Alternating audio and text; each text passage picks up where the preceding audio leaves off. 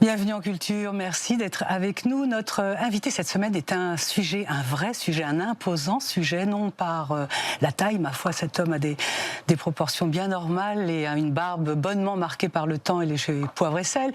Non, imposant par les livres, les coups d'éclat, la production, le film, les engagements, les errements, les émois et les emballements. Notre invité est Yann Moix. Bonjour. Bonjour. Écrivain, homme de lettres et de télé, éditeur et polémiste. Il publie Verdun aux éditions Grasset, un toponyme qui fait écho, hélas, à l'actualité. Verdun, 3e tome de la vie du narrateur, après Orléans, qui était un roman exceptionnel, mais glauquissime, sur l'enfance, et Reims, tout aussi exceptionnel. Sur ses 20 ans, voici donc le service militaire du narrateur. Verdun qui ressemble à un tableau de Jérôme Bosch, une sorte de longue plongée dans des paysages épineux avec des monstres et des gueules. Nous sommes très heureux de recevoir Yann Moix. Nous parlerons avec lui, s'il le veut bien, de littérature, de polémique, d'Israël et de lui. Voilà. Merci d'être dans Culture. Merci de m'inviter. Je vous en prie. Alors, tout ce qu'on a lu sur vous pour préparer cette émission nous a fait hyper peur. Il y avait hors norme, bondissant, intuitif, zébré, troublion. Et on s'est demandé... Alors, troublion, c'est un mot qui n'existe pas. Hein. Ah bon, d'accord. Trublion. Trublion. Ou alors troublant. Troublant, alors peut-être que c'est un troublion qui vous parce que vous me faisiez un peu peur pour préparer. Je me suis dit, oh là là, Yann Moix. Bref, tout ça pour vous dire qu'on ne savait pas très bien comment vous prendre, si je puis me permettre. Et donc, on s'est dit que le plus simple, c'était de citer des extraits de votre livre qu'on a beaucoup aimé et de vous les faire commenter. Donc, Yann Moix, 1990, je cite: « L'ennui, après 3 années passées à Reims, m'avait suivi jusqu'ici. Partout où j'allais, je l'emportais. Les lieux changeaient et lui restait le même. L'ennui m'étoufferait avec ses bras. » Qu'est-ce qui, dans ce service militaire, dans cette caserne d'hommes, vous a permis d'exprimer encore plus de dégoût de l'autre en général, des hommes en particulier et du narrateur ? Alors d'abord, il faut savoir que dans un roman, on exacerbe des sentiments qu'on a un peu dans la vraie vie. Donc j'ai choisi d'exagérer beaucoup un sentiment que j'ai eu un tout petit peu. C'est-à-dire qu'en fait, dans la vraie vie, je vais peut-être vous décevoir, mais j'ai adoré le service militaire. Mais ça ne fait pas un roman, ça. Bien sûr. Ce qui fait un roman, c'est de détester le service militaire. Mais romanesquement, je le déteste. Humainement, c'est sans doute la meilleure partie de ma vie. J'ai adoré ça. Donc dans le roman, j'ai fait un effet zoom sur les moments désagréables du service militaire. C'est-à-dire la promiscuité, le fait d'être avec des hommes toute la journée à un âge où j'aurais préféré n'être qu'avec des femmes, etc. etc. Et ce que j'appelle l'ennui, c'est la sensation que pendant 365 jours, je serais obligé d'être habillé en kaki, enfermé dans une caserne ou dans la nature, mais enfin on peut être enfermé dehors, hein, et sans avoir le moindre libre arbitre et en étant privé du matin au soir de toute liberté. Et ça, c'est une expérience qui est délicate à 20 ans. Une expérience d'enfermement. On a senti quand même pas mal de plaisir, notamment avec les mots, bien évidemment, avec les noms du Luc, Verlès, Fanfani, Roubeuge, on a adoré ces noms. Les descriptions, je vous cite encore: faciès déperlant, le front engoncé dans le crâne en creux, il projetait alentour de sa personne des regards butés qui ricochaient sur le ciment, les parpaings, le crépi, les briques, les gens, ou bien le paysage. Qu'est-ce qui vous a provoqué, enfin, qu'est-ce qui a fait que vous avez joui en écrivant ce livre, si je puis me permettre? Encore une fois, ça fait parce que je me permets. Il y a, au service militaire, étant donné que tout le monde est habillé de la même manière, ce qui ressort, c'est les visages, c'est les faciès. Dans la réalité, dans le civil, chacun est livré avec ses vêtements. Donc on voit un tout, on voit un homme ou une femme habillé. Et donc sa personnalité s'exprime aussi par les choix culturels, vestimentaires, etc. À l'armée, il n'y a que le visage, puisqu'on est tous à égalité. Et donc on voit mieux les visages, ils sortent mieux qu'ailleurs. Et par conséquent, ce qui me reste du service militaire, à part les noms... C'est les gueules. On voit bien les noms sur la bande patronymique, c'est les gueules, les faciès. Comme elles apparaissent dans leur aspect le plus pur, de manière complètement brute, sans être habillées. La littérature, écrivez-vous dans Verdun, est une chimère. Je vous cite toujours: « Elle n'existe pas davantage que la licorne ou Pégase. La littérature est cette chose qui propose d'autres yeux et d'autres larmes. » Expliquez-nous ça, puisque vous avez passé pas mal de temps à nous faire penser ou croire que votre littérature, c'était votre réel. Oui, c'est un réel, mais c'est un réel de substitution. C'est-à-dire que ça n'existe pas, mais ça est. C'est-à-dire que, évidemment... le baron de Charlus, dans La Recherche du temps perdu, il n'existe pas, au sens où on ne peut pas aller le voir pour lui serrer la main, mais il est, EST. C'est-à-dire qu'il appartient quand même à un univers fictif, Mais cet univers fictif, même s'il n'est pas réellement réel, il est quelque part. Et entre les Champs-Élysées de La Recherche du temps perdu et les vrais Champs-Élysées où je vais retourner tout à l'heure, il y a une sorte de concurrence, non pas de réalité, mais de légitimité. Les deux sont légitimes à égalité. Vous voyez ce que je veux dire? Oui, je vois. Il y en a un qui est imaginaire, l'autre qui est réel. N'empêche qu'on peut aller se promener dans les deux. Vous avez quand même compris le sens caché de ma question, c'est-à-dire que bien évidemment, on a souvent associé à ce que vous avez écrit votre vie réelle, et ça vous a valu des problèmes aussi. Ah oui, non, mais c'est parce que les gens, d'abord, sont stupides en général, et qu'ils confondent la vérité et l'exactitude. L'exactitude est un travail de journaliste ou d'historien. L'écrivain, pour gagner du temps ou pour mettre du relief dans la réalité, insiste sur des faits vrais, en se moquant complètement de l'exactitude. On peut, par exemple, mélanger 3 personnes réelles pour faire un personnage. Mais le personnage qui sera obtenu par la combinaison de ces 3 personnes réelles n'aura rien d'exact, mais il sera totalement vrai. Mais c'est pour ça d'ailleurs que vous avez mis en exergue une espèce de réflexion sur l'imagination pour dire... Ah non, alors ça, j'ai pris ça dans Aragon. Aragon avait comme moi une sorte de sensibilité anti-con. Il y a tellement de cons, de gens qui ne comprennent rien à rien, qui ne savent pas ce que c'est que la création littéraire, qui ne savent pas ce que c'est que la création cinématographique, qui ne connaissent rien.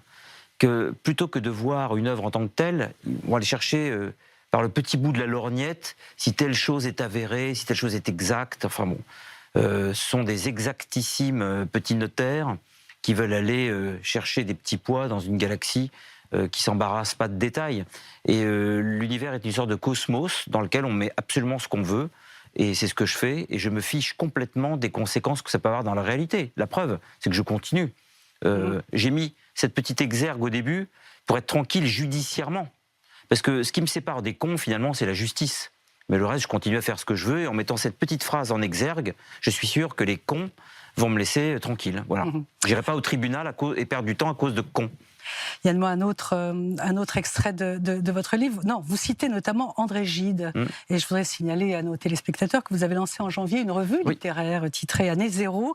Et le premier numéro de Année Zéro est dédié à André Gide. Ça me fait plaisir que vous en parliez de cette revue, parce que j'en suis très fier. Ben oui, vous pouvez. Vous allez nous expliquer pourquoi. Parce que vous étiez déjà adolescent fasciné par André Gide. Pourquoi lui plus qu'un autre? J'ai commencé à lire André Gide à 9 ans, en 1977. 9 ans? Oui. C'est-à-dire qu'à l'âge de 13 ans, 14 ans, j'avais lu tout ce qui était publié en français d'André Gide. Ensuite, je suis passé à autre chose. Je suis passé à tout ce qui était écrit sur André Gide. Non, après, j'ai changé d'auteur. Mais parce qu'un jour, je suis allé à Auchan, Saint-Jean-de-la-Ruelle, et j'ai ouvert un livre au hasard pendant que ma mère allait acheter de la lessive ou des caleçons, ou je ne sais quoi, ou du dentifrice. Et donc, j'ai feuilleté des pages et je voyais des photos de Biskra en Algérie, des oasis, des paysages extraordinaires. Et j'ai pas lu, je regardais juste les photos. Et je voyais toujours ce type, moustache, chauve, ensuite les moustaches rasées. Il me fascinait. C'est par la photo que je suis arrivé à Gide. Et ensuite, j'ai voulu savoir qui c'était. J'ai vu qu'un de ses livres s'appelait « Si le grain ne meurt ». Et ce titre de « Si le grain ne meurt », que je ne comprenais pas du tout, qui est difficile d'ailleurs à comprendre, ça vient de la Bible. Mais « Si le grain ne meurt » est quelque chose... C'est un titre magnifique et mystérieux. Donc je me suis engouffré dans ce mystère-là, et j'ai découvert toute l'œuvre, d'une traite. Mais de manière obsessionnelle. Hein. Ouais. D'où ce premier numéro, Année Zéro. Et qu'est-ce qu'il y a dans cette revue? Alors cette revue est une revue d'obsessionnel et de maniaque. Chaque tome, chaque numéro va être consacré à un seul auteur. Et donc là, j'ai essayé de voir, d'où le titre aussi, La revue Année Zéro, si l'œuvre d'André Gide tenait encore le coup. Tenir le coup, ça veut dire quoi? Est-ce qu'elle tombe en désuétude parce qu'elle est illisible, parce qu'elle est vieille, elle vieillit, elle s'en naphtaline? Ou bien est-ce qu'elle est illisible parce que l'époque ne peut plus supporter les idées qu'elle véhicule? On sait notamment que Gide a eu des tropismes sentimentaux et sexuels extrêmement ciblés sur les jeunes enfants. Donc c'est intéressant de confronter une œuvre classique, une œuvre qui a pignon sur rue. L'œuvre d'André Gide est évidemment étudiée par les bacheliers, mais aussi par les agrégatifs, etc.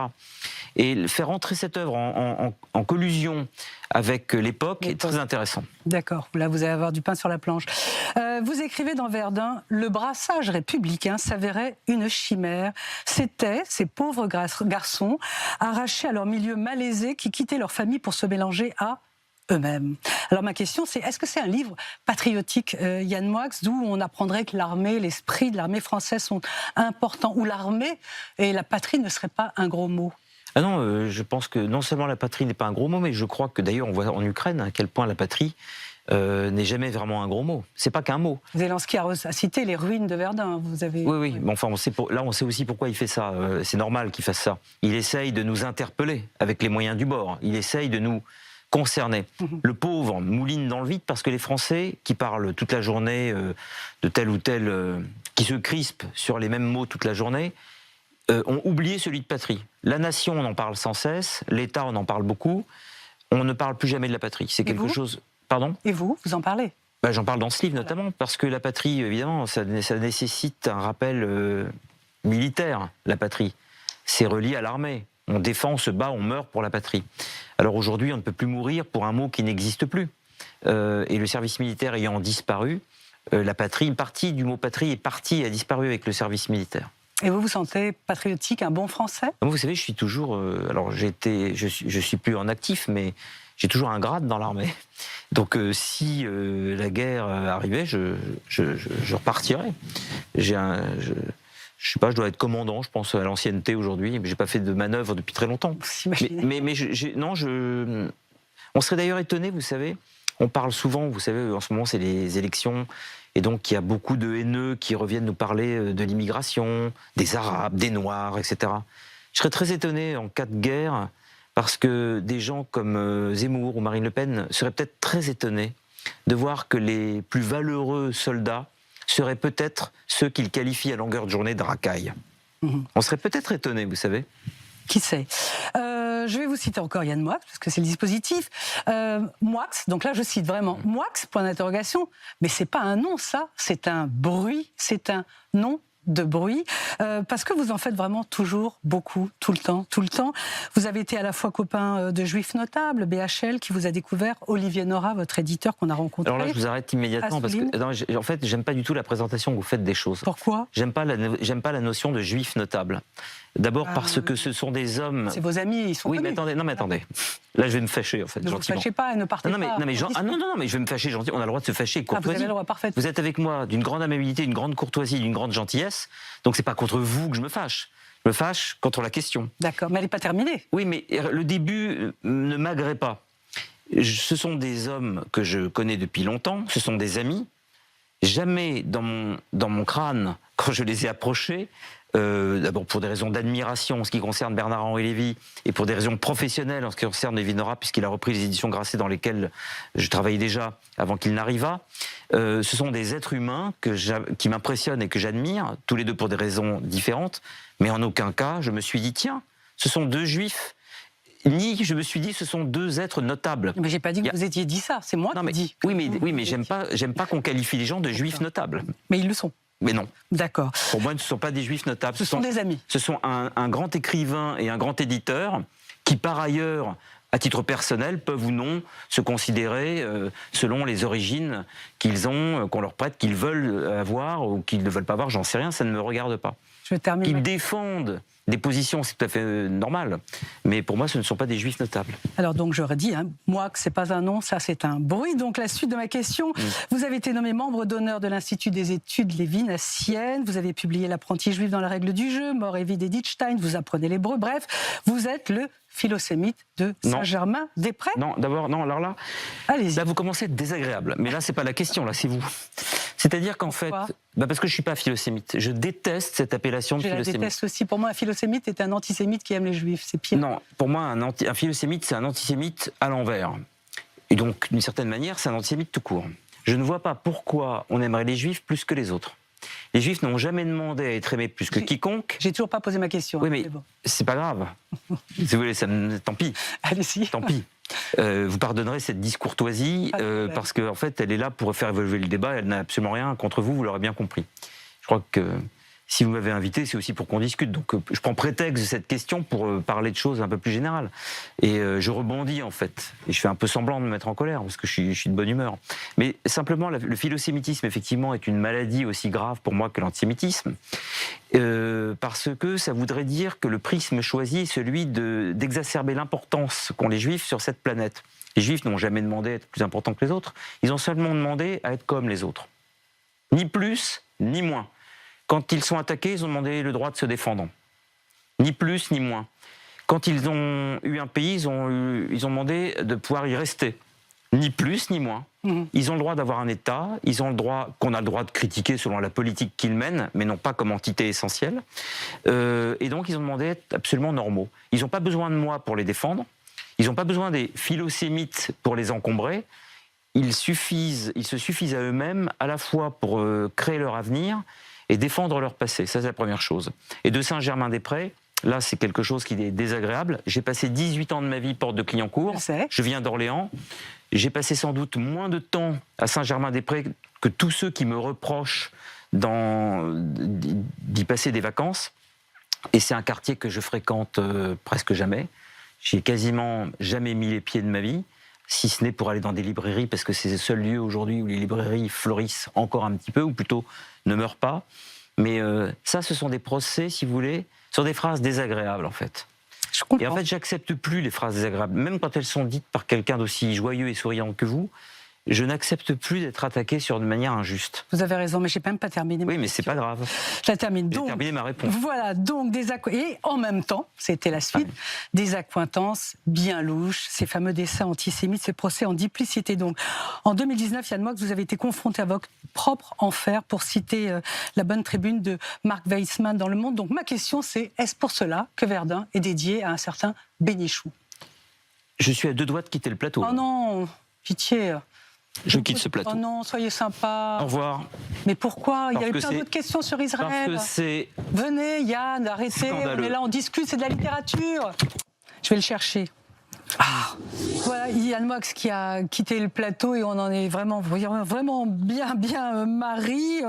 On voulait lui parler d'amour parce qu'il y a des passages dans le livre qui sont absolument formidables. On voulait lui parler de la foi parce qu'il en parle également dans Verdun. On voulait lui poser des questions sur son rapport à Israël, un pays qu'il défend en permanence. Mais c'est comme ça, il est parti. On voulait lui parler également de la télévision avec cet extrait que je me permets de citer. Ce trublion chargé était sein d'une bande de chroniqueurs qui, pour accéder à la notoriété, avaient recours à de simiestes protocoles. J'espère qu'il ne va pas penser ça de nous. Voilà, donc ce Yann Moix qui est parti. On va maintenant retrouver une actrice qu'on aime beaucoup, c'est Souela Yacoub, dont le film Entre les vagues, réalisé par Naïs Volpe, vient d'être acheté pour le marché israélien.